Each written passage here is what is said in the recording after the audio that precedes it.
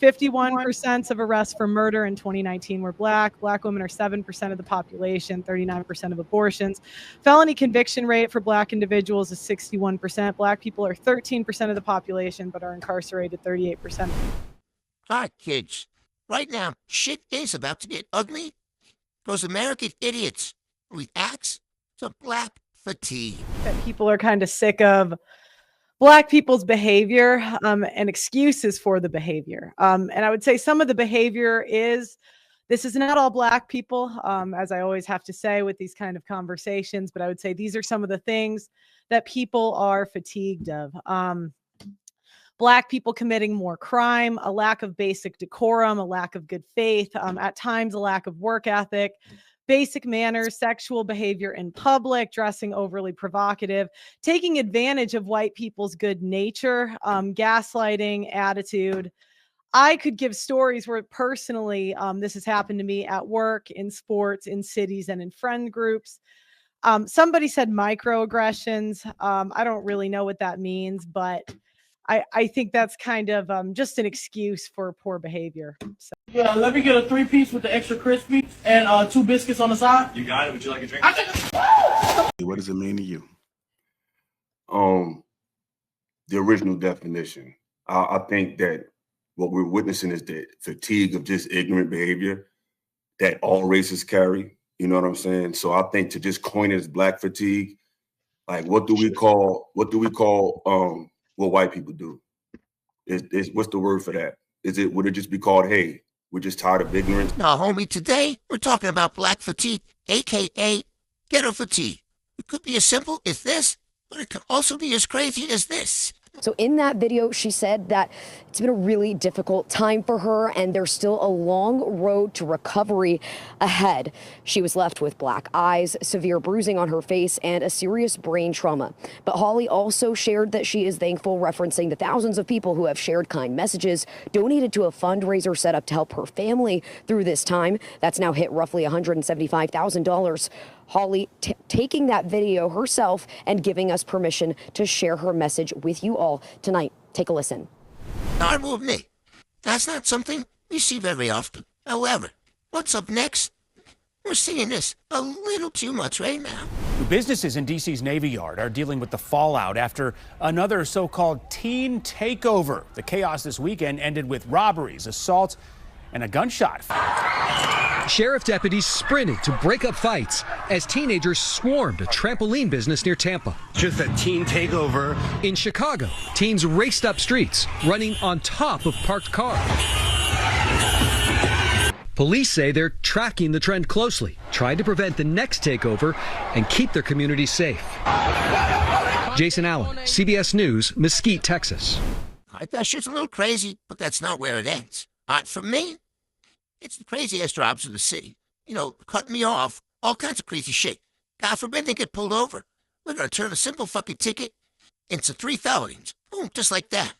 You know, other than that, you got acting up in convenience stores, acting up at restaurants, not tipping at restaurants. I mean, the list goes on and on.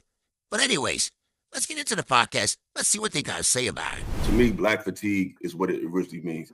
But it's just funny to hear white people talk about the side effects of what their people have done to people and then talk about, hey, I don't know what's wrong with them. Like, how do our people have been disrespected when we behaved at our best?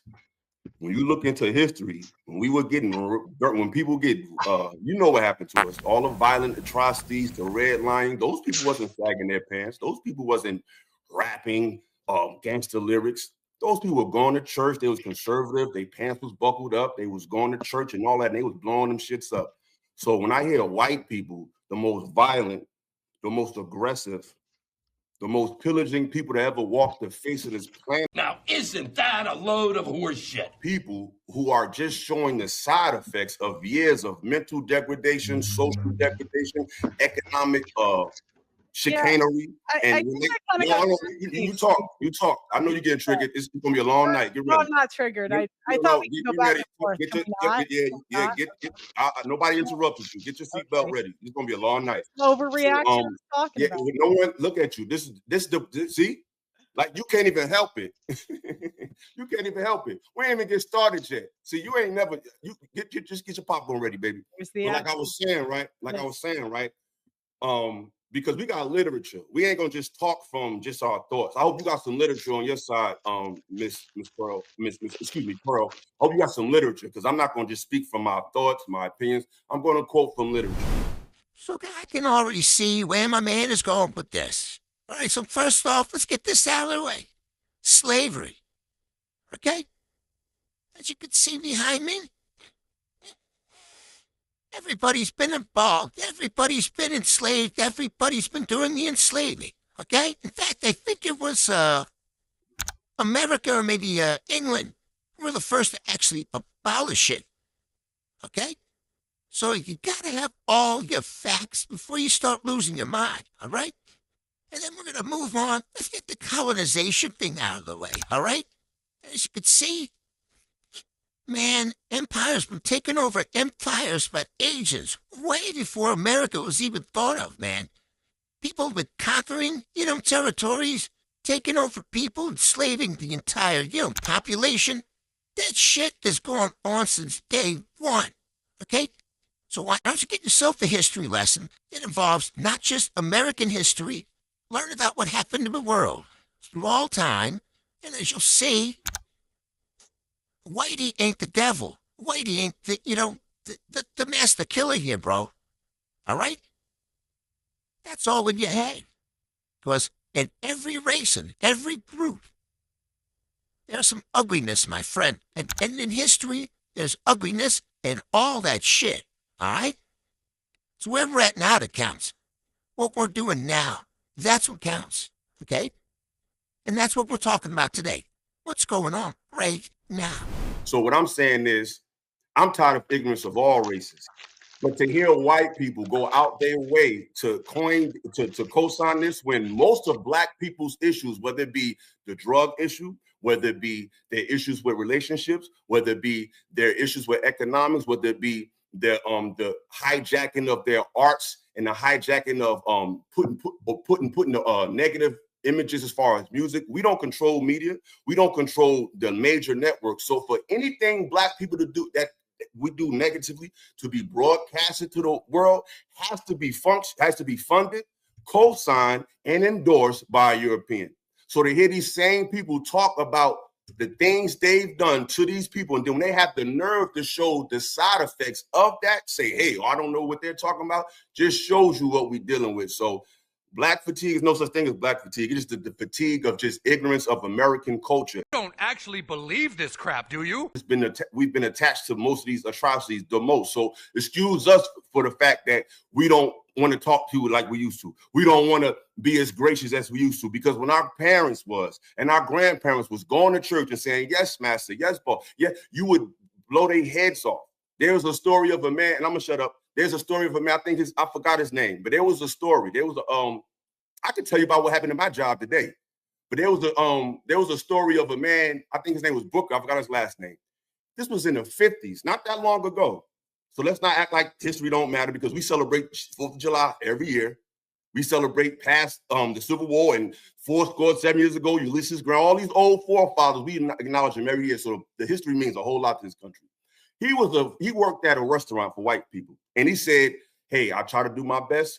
I be nice. They call me the N-word. They talk to me crazy. I'm just trying to take care of my family. I'm trying to take care of my kids. At nighttime, I got my own restaurant, and I work it myself. So this man works for white people in the daytime, Mississippi, and at nighttime, he works at his own restaurant. So at that time, black people, we don't have, even now, but in the 50s, you think, who owns cameras? Who owns media networks? So we don't. So even the people who interviewed him was white. But guess what happened to that man? They killed him days later, just because he had the nerve to tell white people who asked him, well, how white people treat you, just for him to get killed by white people. So I don't want to hear no white person talk about black fatigue. Now, if you want to talk about the degradation of America, you want to talk about the lack of literacy in youth, you want to talk about just drugs in general, immoral culture of Western culture, I'm all for that. But don't blame it on black people, because we're only doing what was done to us. Well, you know what? I think right now we should be happy the Jews don't think that way, or else we'd all be on trains right now heading to the death camp. But for real, this is just one guy's opinion, one guy's perspective. Let's hear some other points of view from the rest of the pack. All right, Pearl, you want to respond real quickly? Well, yeah, I had a question. How does this work? Am I able, when they're talking, can we go back and forth like a conversation, or that's not allowed here? I'm okay with either. I just wasn't positive. I mean, if you want to interject and if the person allows it, then that's fine. But if they say let me finish, then just allow them to finish. Then I'll just come back to you so you can respond. Yeah, because you was doing every person. Like everybody went their turn. He went in a row. We could see the panels. He went one by one. It was my turn. Yeah. So again, I would say even in that interaction, I was very polite to you, where you automatically assumed the worst. So that kind of reiterates what I was talking about. The next argument I'm going to go through. So I'm going to, no, but what did I assume? I'm going to keep going. That's going to be gaslighting right there. So gaslight. Okay. Pretend you weren't doing what you did, which is totally fine. I'm a big girl. I can handle it. But this is an example of the black fatigue. Then you're saying you're blaming it on history. I just think goes back to white people are kind of tired of hearing excuses. Of course you are. Yeah. And it just, of course you are, but why wouldn't you be tired of it? As an adult, you are responsible for your own behavior. So if you do something rude, or if you commit a crime, you are responsible. Nobody else is responsible for it. Absolutely. But that's not a black crime. It's not a black issue. White people commit more crime in this country than black people. So let's if we're gonna speak facts, let's really stop talk statistics and stop just saying out anything. Okay, if we were all think like you and use your logic, then if we had 10 one-armed midgets in this country every weekend went on a killing spree, white people would still commit more crimes than those 10 one-armed midgets, okay? However, luckily we're grown-ups. That's not the way we think. We got statistics. We got charts on that bullshit. And as you can see behind me, okay, right there, you are correct. White males definitely commit more crimes than black males. However, black males, right there, commit more homicides, okay? Now, if we go to the per capita, as you can see right there, black males are over 6 times more likely to commit a violent crime than a white male. Okay. That's the stats. That's the record. That's the proof. She throwing up racist talking points. Hold on. Let's just do one at a time. Okay. I got the timer. We're going to do 3 minutes and 50-second timer. Go ahead and let Pearl finish. Getting back to Ella. Ella just remain on silent until she finishes. Go ahead, Pearl. You're on mute. Let me take you off. Felonies. 51% of arrests for murder in 2019 were black. Black women are 7% of the population, 39% of abortions. Felony conviction rate for black individuals is 61%. Black people are 13% of the population, but are incarcerated 38% of the time. 48% of black adults are obese. 54% of black women are obese. 1 in 4 black children born in 1990 had an imprisoned parent by age 14. Yeah, so if you want facts, there are some facts. Go ahead. I would like to know, how do you quantify black men being more violent? I think that there's statistics, but how do you go and measure that? Like, without just the numbers, how do we go through our daily lives and observing just reality that black men, just by default, just by being black, are more violent than all other males walking around? How do we quantify that? I would say, number one, the data reflects it. And also my real lived experience.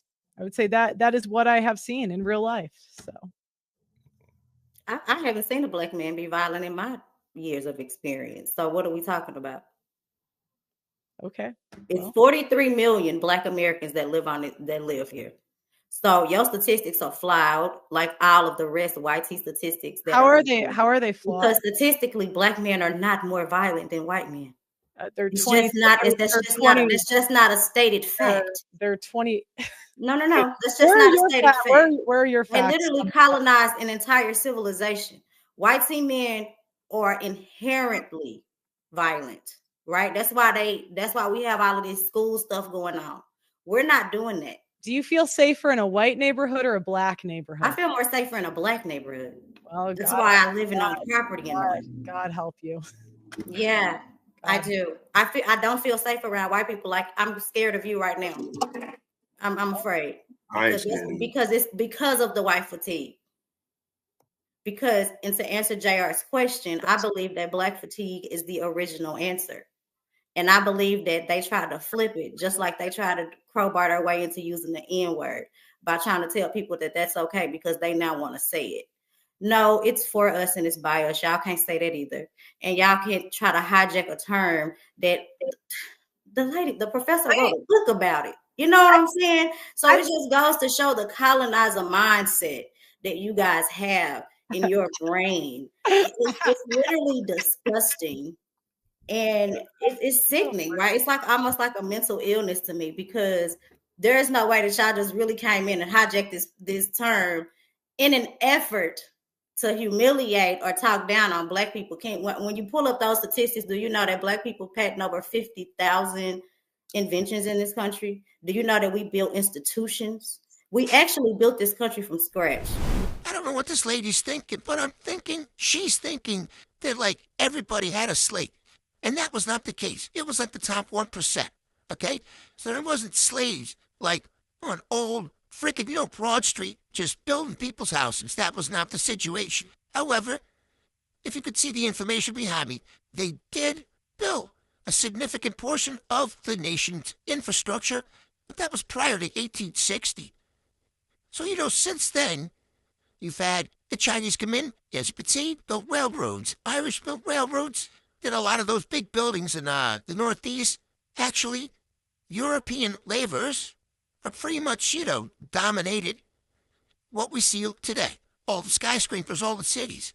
They built that shit, okay? Now, moving on to the inventions. Looks like here we got an improved traffic light. We got an improved light bulb, super soaker, home security system. What else do we got here? Electric microphone, automatic elevator, doors, lawnmower, ironing board, refrigerator, lubricating cup, potato chips. Hey, that's a good one. Potato chips, medical steroids. Yeah, okay. Some inventions. Big deal. Everybody invented shit. Okay? But you didn't invent everything. Moving on. So when you bringing up statistics, what institutions did you let them finish talking? We know our history. We know who we are, we know our history, and we know we've been here, and we still here. Like 47% of Black Americans live in the middle class. So that little small, degenerate class of people that you like to brag about and y'all like to put on the forefront, we don't like them either. They get shunned by us too. So this whole concept of Black fatigue doesn't really exist. Like Illa said, it doesn't exist. That's just a people fatigue. But you can't tell people how to. You can't tell people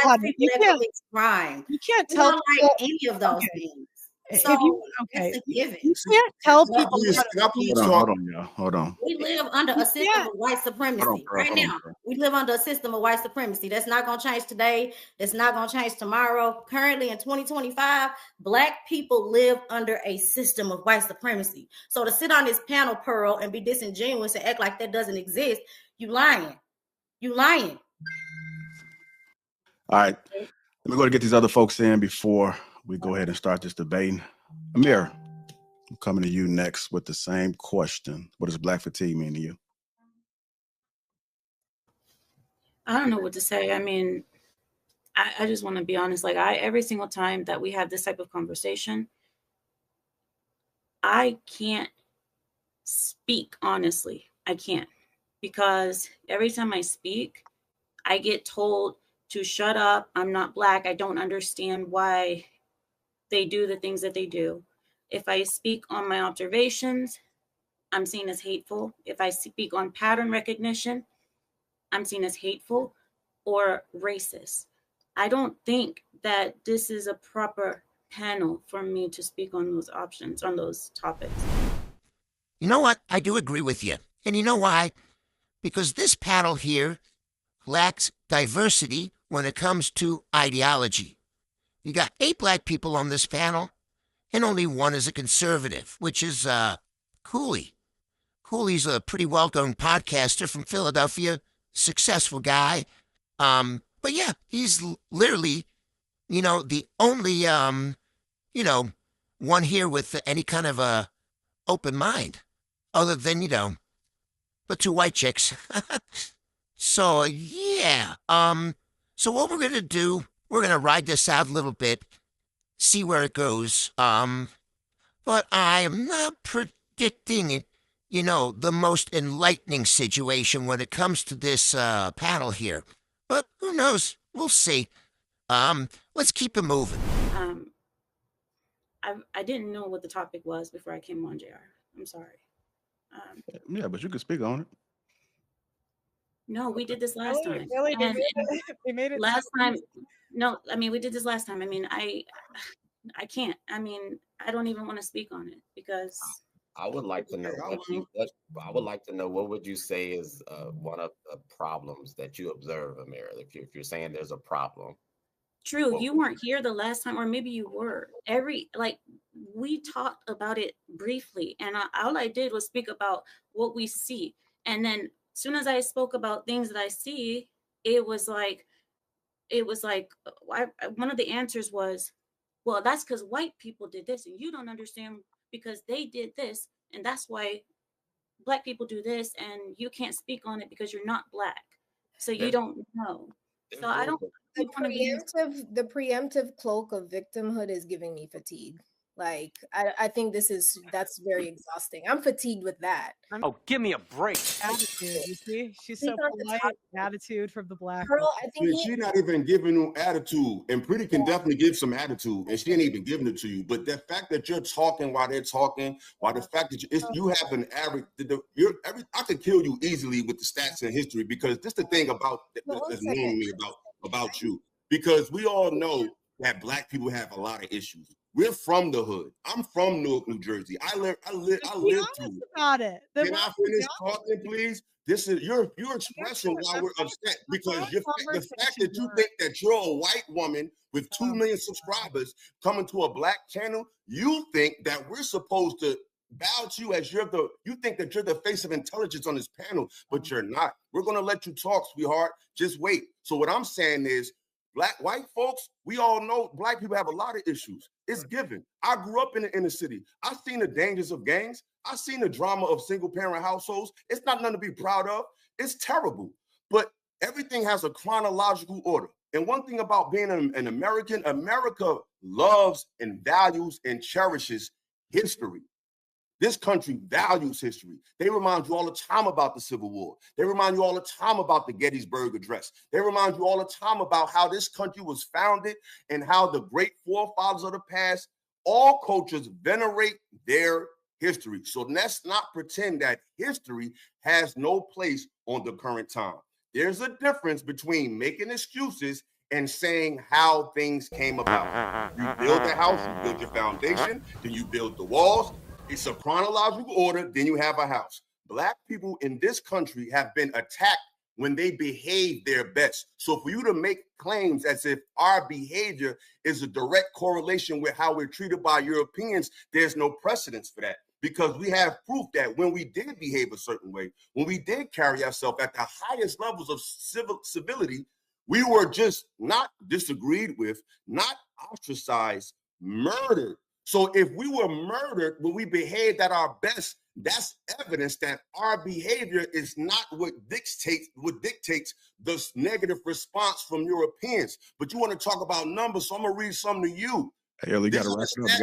I just want to read this real quick, JR. These, because she loved to bring up numbers. These are stats from sexual abuse offenses. 93.5% of individuals sentenced for sexual abuses were men.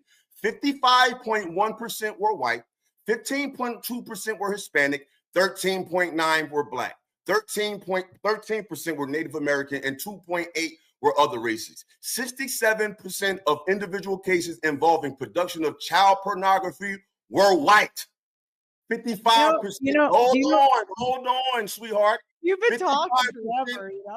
55.6% of individual cases involving travel for prohibited sexual contact were white.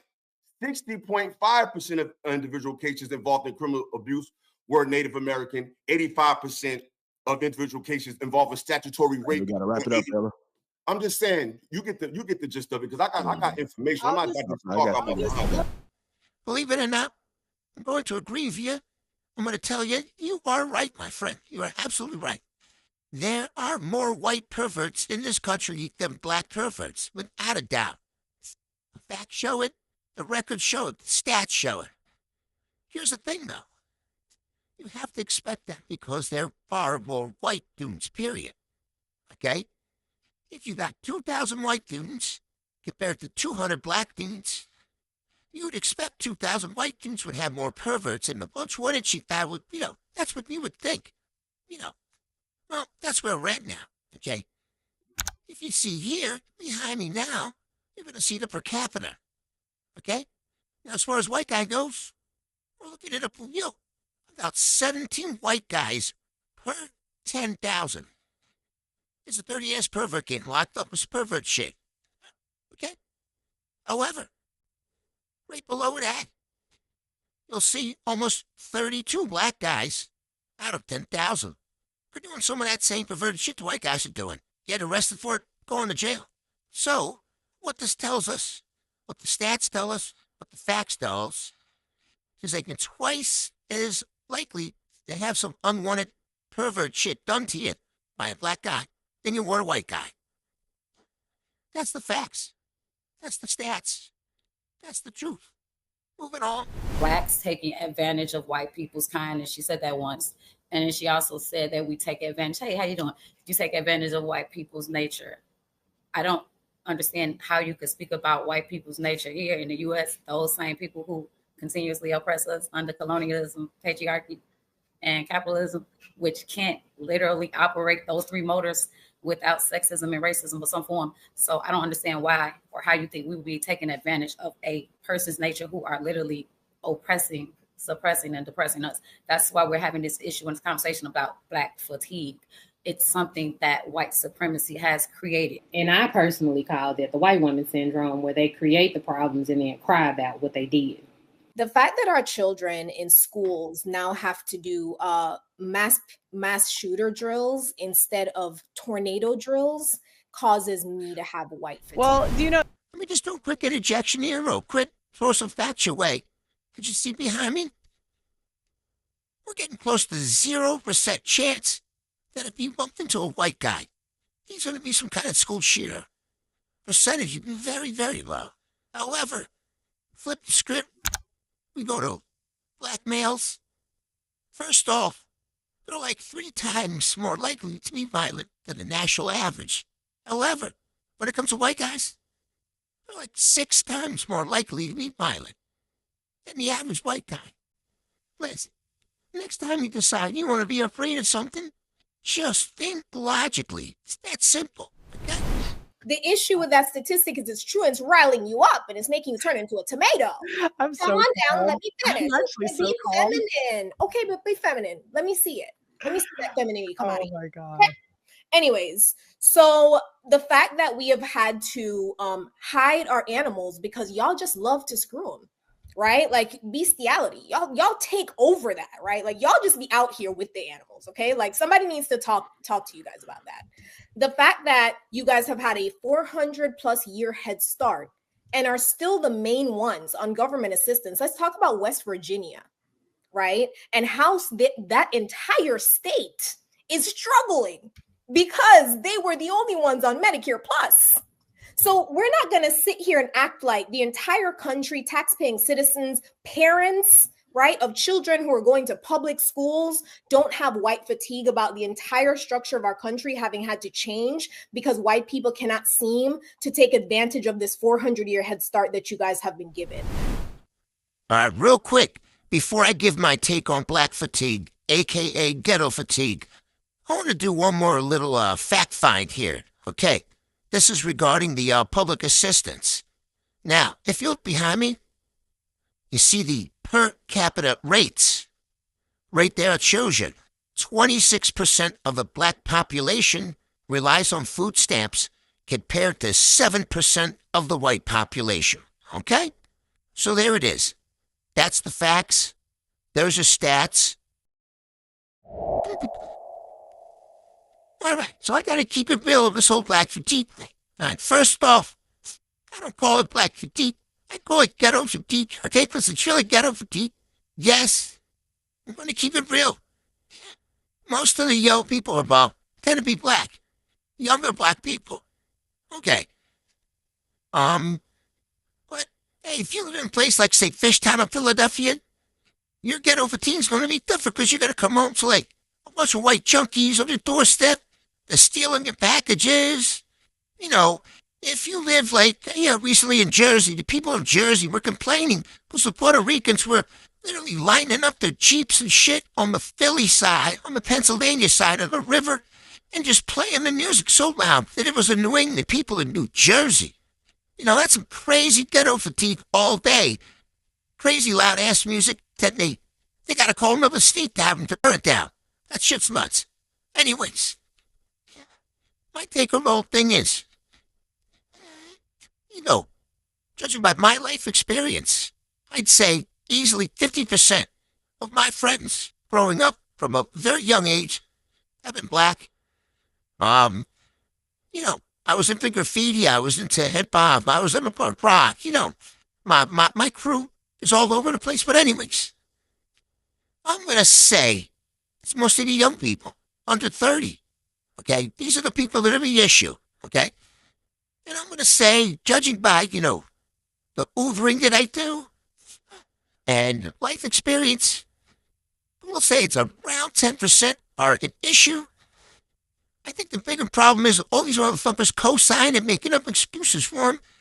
If there was more conservative type blacks saying, yo, we ain't having this. This is bullshit. Get them to stop acting like this. Shame them. Do something. It would cycle out. But I think right now there's too many people out there co-signing for this. Trying to make excuses for it. Go back to like some slavery shit. I'm probably, I don't fucking know. It's ridiculous. It's like, we're living in it now, okay? They're acting like that now. They were never slaves, okay? Nobody's fucking oppressed today. If you could do anything you fucking want, you go to college if you want. I mean, Jesus Christ, aren't black women the most educated demographic right now? I mean, how can you be the most educated demographic and also be oppressed? I mean, really? Make that make sense. Let the math do the math. We're both people seeing things. Anyways, bottom line is, we gotta get these kids in order. That's it. End this cycle. Next generation does not have any of this bullshit. We've seen like the kid shooter thing. That shit's dropped crazy in the last couple of years. So maybe that was just like a quick phase. A couple of years, boom, and out. I think with all the attention, this so ghetto fatigue type thing's getting, we might see this as a quick phase too. And hopefully, 10 years from now, we'll be laughing about this shit. Well, who knows? We'll see what happens. The world could be over by then. Until next time, do me a favor, subscribe. And you know what? Leave a comment. Let's leave a comment this time. Let me hear your view on the shit. Let me hear your take on it, okay? Try to be nice. Try to be nice in there. Don't be mean-spirited. We're trying to accomplish something here. Try to come up with a solution, not make the problem bigger, right, assholes?